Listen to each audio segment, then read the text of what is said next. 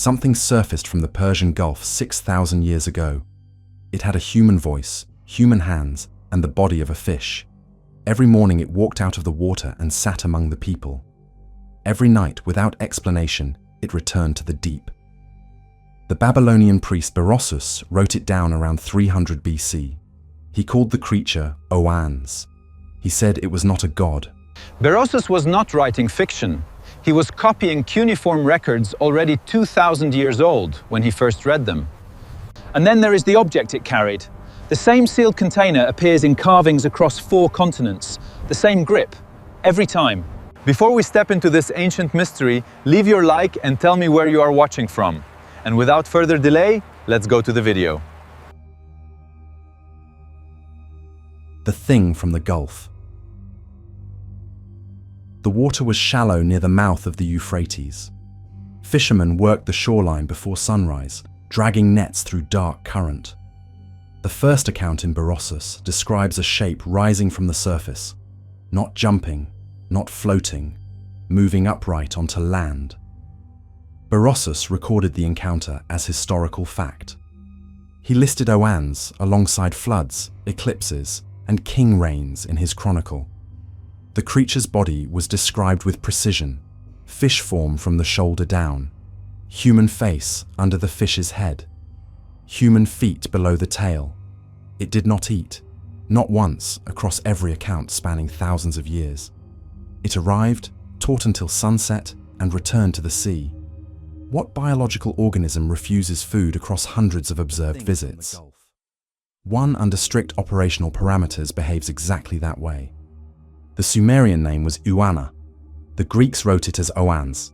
The first confirmed cuneiform use dates to roughly 2300 BC. But Berossus stated the texts he worked from were already ancient in his time. He was preserving something older, not inventing tradition. The city of Eridu stood at the edge of the Persian Gulf, in what is now southern Iraq. Archaeologists date its founding to 5400 BC. The Sumerians called it the first city ever created. Its patron was Enki, lord of deep water and deep knowledge. Enki was said to live in the Apsu, the freshwater ocean beneath the earth. Oannes came from that same direction, up through the water. Cuneiform tablets found at Uruk in the 1970s confirmed that Berossus had used genuine ancient sources, not invented material. The Uruk list of kings and sages, dated to 165 BC, matched his chronicle with precision that surprised researchers. 7 beings appear across the full Mesopotamian tradition.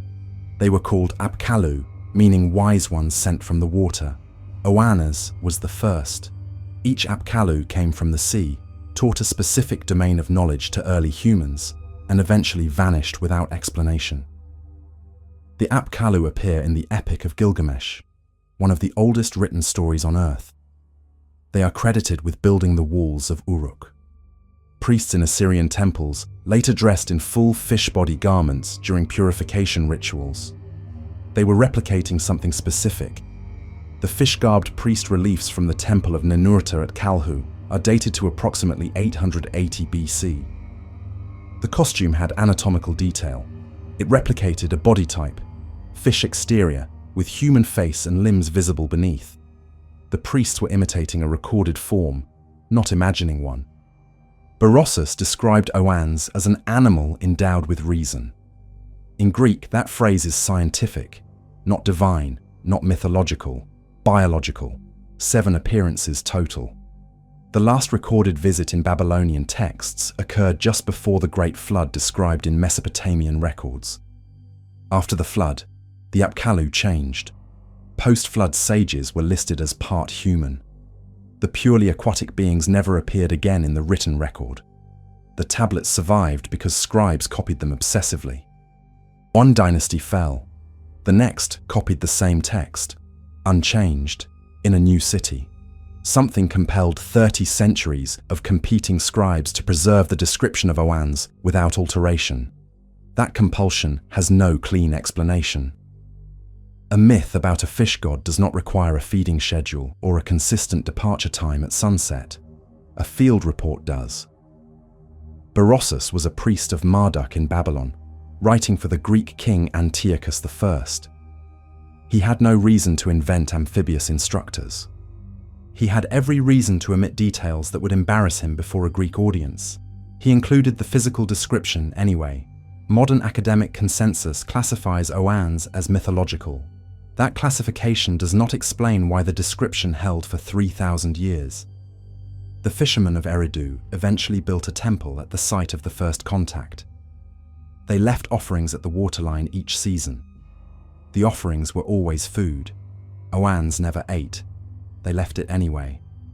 They were not feeding a myth. They were acknowledging something real.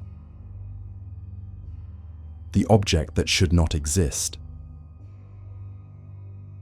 In 1885, excavators at Nimrud uncovered a carved stone relief showing a winged figure holding a small container in one hand.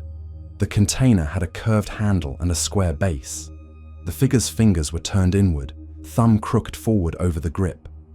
Assyrian scholars catalogued the panel and sent it to the British Museum.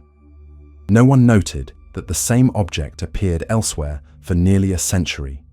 In 1973, a Mexican archaeologist photographed Olmec Monument 19 at La Venta in Tabasco. The stone figure held an identical container. Curved handle, square base, thumb forward, fingers inward. The Olmec civilization had no documented contact with ancient Mesopotamia. Göbekli Tepe sits in southeastern Turkey, near ancient Mesopotamia's northern border. Its stone pillars were carved approximately 12,000 years ago. Pillar 43 in Enclosure D shows 3 carved objects along the upper edge. Each has a curved handle and a rectangular base. 12,000 years before the Assyrian relief. 12,000 years before the Olmec stone. The same object, the same proportions. Graham Hancock documented the grip in his 2015 book, Magicians of the Gods. He described it as technically specific. Fingers turned inward is not a natural carrying posture for a bag. It suggests the object had requirements that dictated how it was held.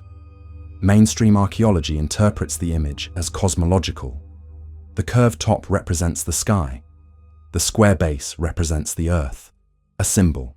That explains the similar shape. It does not explain the identical grip across cultures separated by oceans and thousands of years. A symbol can be held any way its carrier chooses.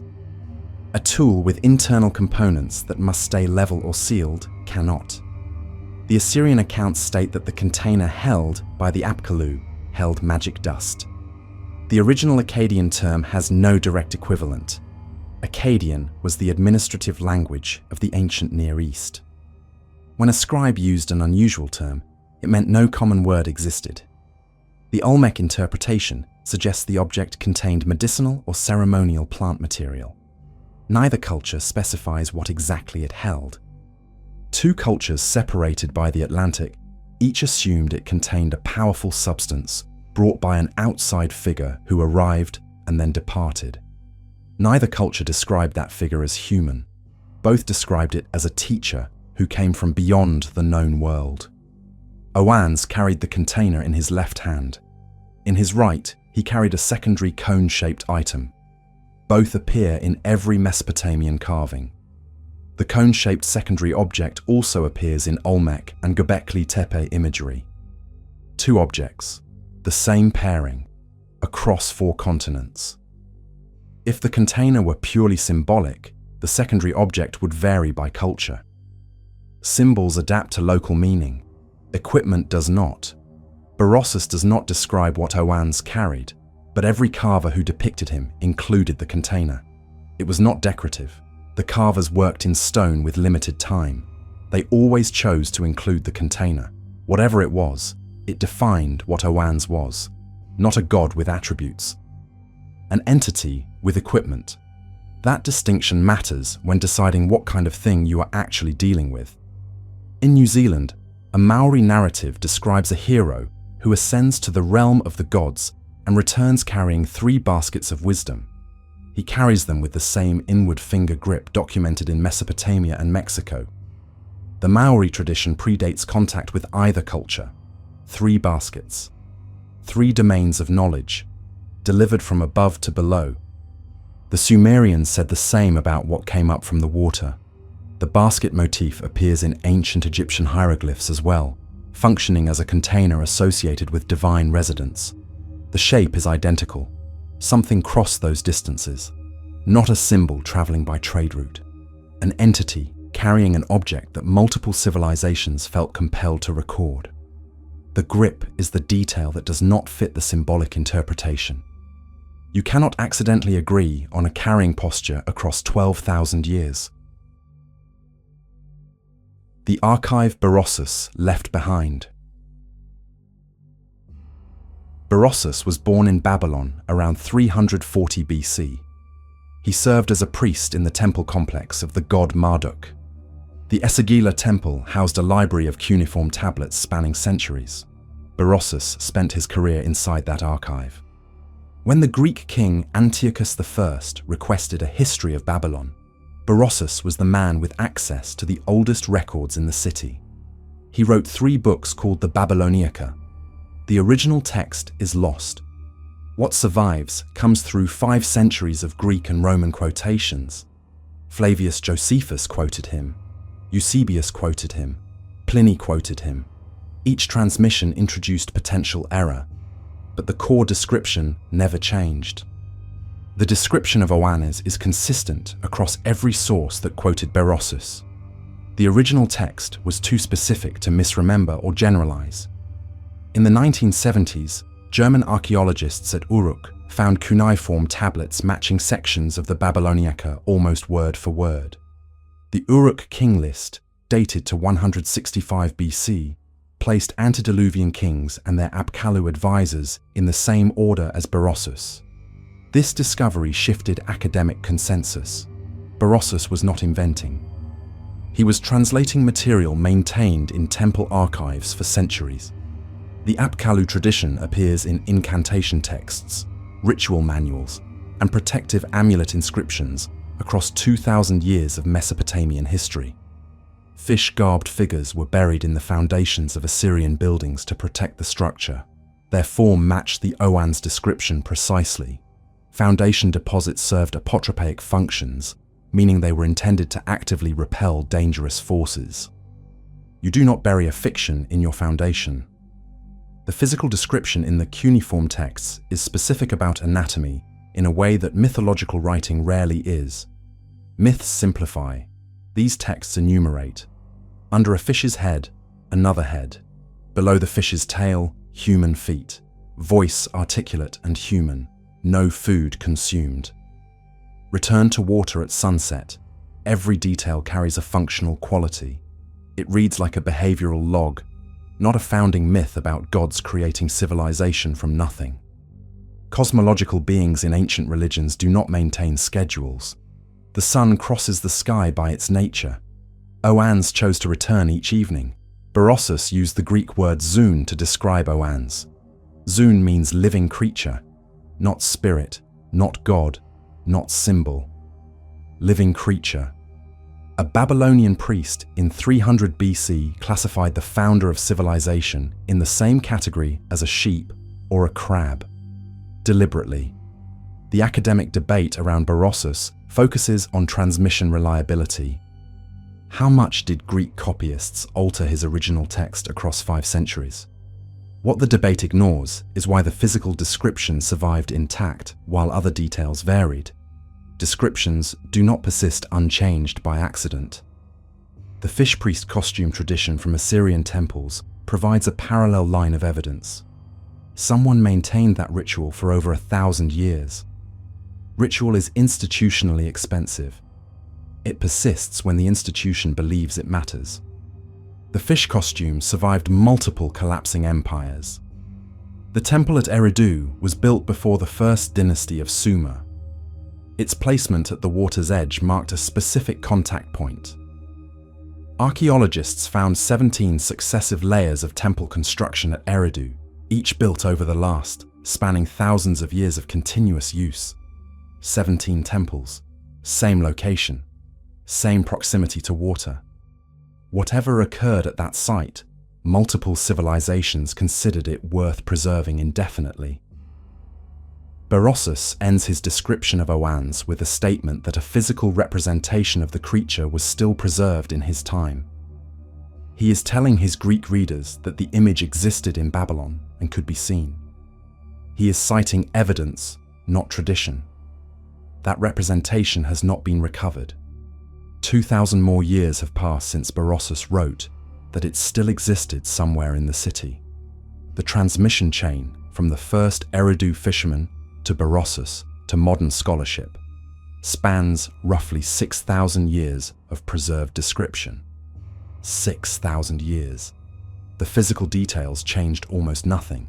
That is not how mythology works. That is how you preserve something you cannot afford to forget. The depth where sonar goes silent. In 1963, a United States Navy submarine broke formation during training exercises off the coast of Puerto Rico. It had detected something moving at speeds exceeding 150 knots. That is nearly 4 times faster than any known submarine. The crew's sonar tracked the object for 4 days as it descended to 27,000 feet. It was never identified. The Puerto Rico incident is declassified. The Navy does not dispute that it happened. It disputes what the object was. 27,000 feet is below the crushing depth of any known vessel. The pressure there destroys most engineered materials. Whatever descended did so without slowing. Then it ascended at the same speed. Then it disappeared from the sensors entirely. The United States Navy established the sound surveillance system in the late 1950s. Its primary purpose was tracking Soviet submarines. SOSUS is a network of underwater microphones placed along the ocean floor at strategic depths around the Atlantic and Pacific. The system was designed to detect mechanical engine noise. It picked up other signals as well. Most of those records remain classified. Acoustic anomalies with no biological or mechanical source were logged routinely from the 1960s onward. They persist in the record. Soviet submariners during the same era reported fast-moving contacts diving beyond their own operational depth limits with no visible propulsion signature. In 2019, the United States Navy confirmed the authenticity of 3 videos showing objects of unknown origin entering the water. The Navy used the phrase transmedium capability. It refers to objects moving between air and water without apparent transition difficulty. Transmedium means capable of operating in multiple physical environments, including ocean depths, without the structural limitations of known engineering. In 2025, a civilian tracking application recorded more than 9,000 unidentified submerged object sightings near American coastlines.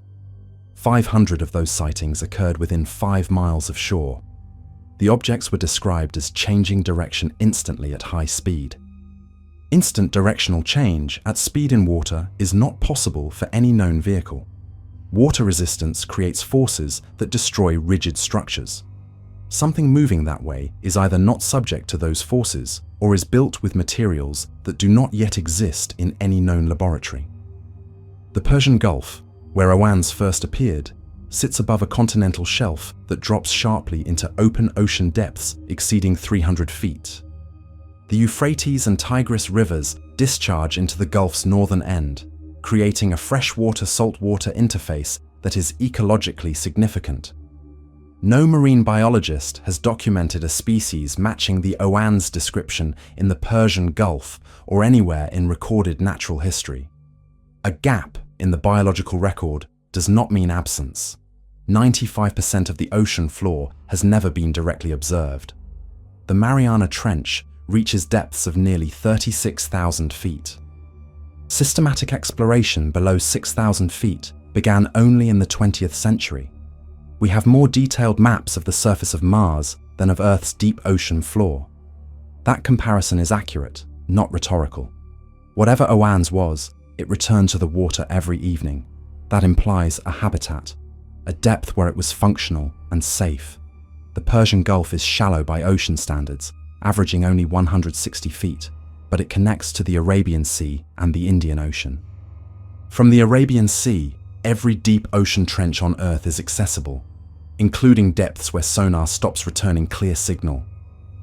The Navy does not know what moved through the water off Puerto Rico in 1963. The sonar record is real and still unexplained. The Sumerians did not know what walked out of the Persian Gulf near Eridu in 5400 BC. They described it precisely anyway. Both encounters ended the same way. The object went back into the water. The observers stayed on shore. No one followed it down. The civilization it built. Before Oannes, according to the Babylonian texts, human beings lived without law, without writing, and without organized settlement. Berossus wrote that they lived like animals, without any orderly principle. The phrase describes a specific pre-civilizational condition.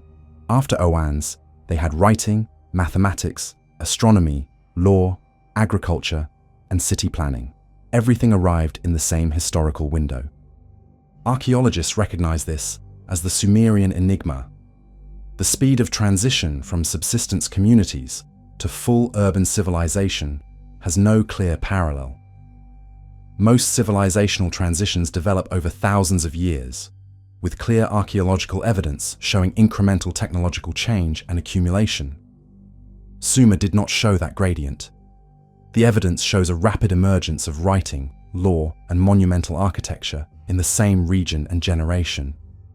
The earliest writing on Earth appears at Uruk around 3200 BC. It is already complex. There is no documented developmental period. Writing systems normally show centuries of pictographic simplification before becoming functional administrative script. The Uruk writing skipped that stage. Mathematics in Mesopotamia operated in base 60, the same numerical system used today for measuring time and angles. No one knows why base 60 was selected. Base 60 divides evenly by more whole numbers than any smaller numerical base. Selecting it requires prior knowledge of its computational advantages. The Sumerians credited Oannes with teaching mathematics. They did not say he introduced counting. They said he introduced the system. Astronomy in Mesopotamia tracked planetary cycles with accuracy that required centuries of observation. The earliest records show this accuracy already present. Babylonian astronomical tablets found at Nineveh demonstrate knowledge of Jupiter's position confirmed by modern physicists only in 2016. A paper published in the journal Science that year showed Babylonian astronomers used geometric trapezoid calculations to track Jupiter's velocity. Historians of science believe geometric calculus was invented in 14th century Oxford. The Babylonian tablets predate that by 1400 years. Oannes is described as the source of astronomical knowledge in the Mesopotamian tradition. The tablets proving that knowledge are now confirmed as genuine. The Code of Ur-Nammu, dated around 2100 BC, covers property, wages, contracts, and criminal procedure with bureaucratic precision. You cannot enforce a legal code without writing. You cannot maintain writing without a transmission system. All of these appeared together. The Apkallu were credited not only with teaching these skills, but with advising the first kings on how to organize societies capable of sustaining them. 7 sages, 7 domains: writing, mathematics, astronomy, law, agriculture, architecture, and ritual. Each taught by a specific Apkallu to a specific king. That organizational structure matches a formal curriculum. Not divine inspiration, not accident, not gradual discovery. Deliberate structured knowledge transfer. Structured knowledge transfer requires a teacher with a system and a student capable of receiving it. Berossus described exactly that relationship. Egypt, the Indus Valley, and early China each emerged in roughly parallel timeframes, and each carried traditions about outside figures who arrived with knowledge. The cross-cultural simultaneity of civilizational emergence is noted in academic literature. The standard explanation is convergent independent development. Convergent development explains why separated cultures invented agriculture or pottery. It does not explain why they produced the same mathematics in the same era. Oannes did not teach the Sumerians to farm. They were already farming. He taught the system that converts farming into organized civilization. That distinction is specific. Someone understood the difference between subsistence agriculture and urban food distribution, and chose deliberately what to teach. Whatever Oannes was, it understood human society well enough to diagnose exactly what it was missing. That requires either long observation or prior knowledge. It taught writing to people who had none. It taught law to people who had none. It returned to the water the same evening it arrived. 6,000 years later, everything it reportedly taught is still in use. The mathematics, the legal frameworks, the astronomical methods, all still operational. What remains below? The site of ancient Eridu, where the fishermen first encountered Oannes, was excavated between 1946 and 1949. Iraqi archaeologists found the 17 temple levels, each built over the last, with continuous occupation from 5400 BC to 600 BC. Nearly 5,000 years of unbroken religious use at a single water-edge site. The site was never abandoned by choice. Eridu was finally depopulated when the water table dropped and the Persian Gulf shoreline receded. The fishermen left because the water left. The shoreline of the Persian Gulf has changed significantly over 6,000 years. Sea levels, river courses, and coastal geography all shifted. Whatever exists beneath the current Gulf floor, including structural remains from the period of first contact, lies under water and sediment.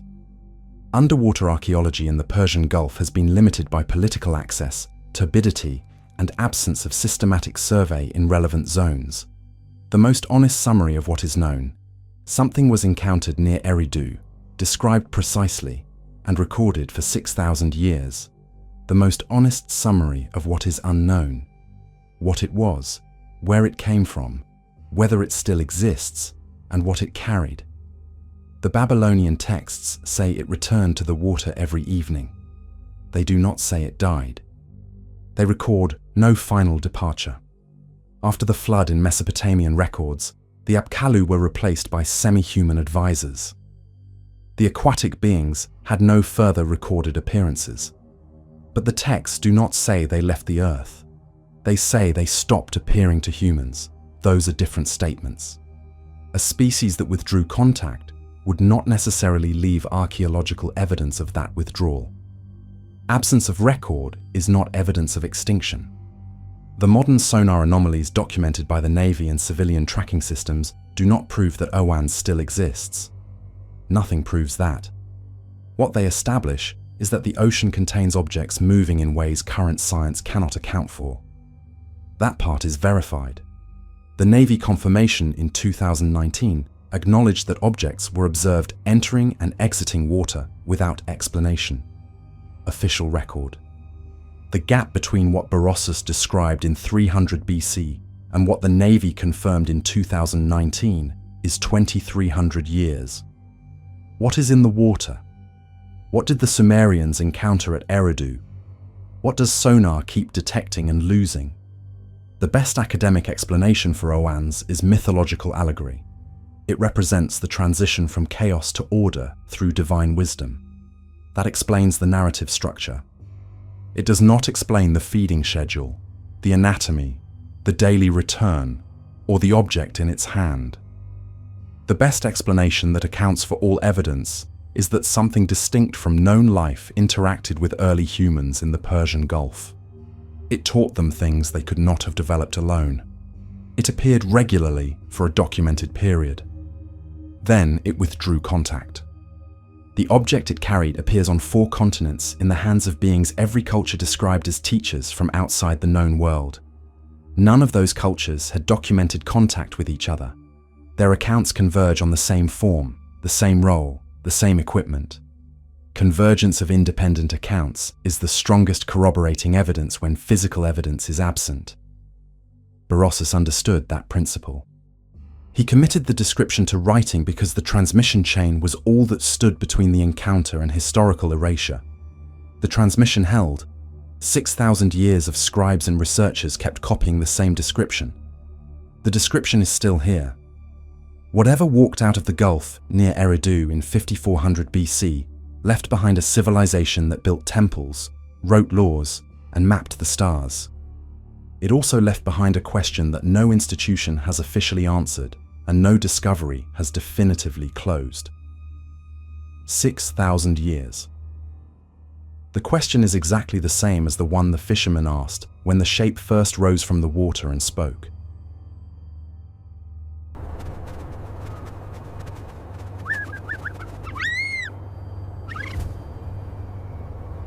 Some myths fade with time. Others return from the water, carrying questions we still cannot answer. History teaches that old records deserve caution, respect, and the humility to admit what remains unknown. Share this mystery, leave your like, and I'll see you in the next story. Bye.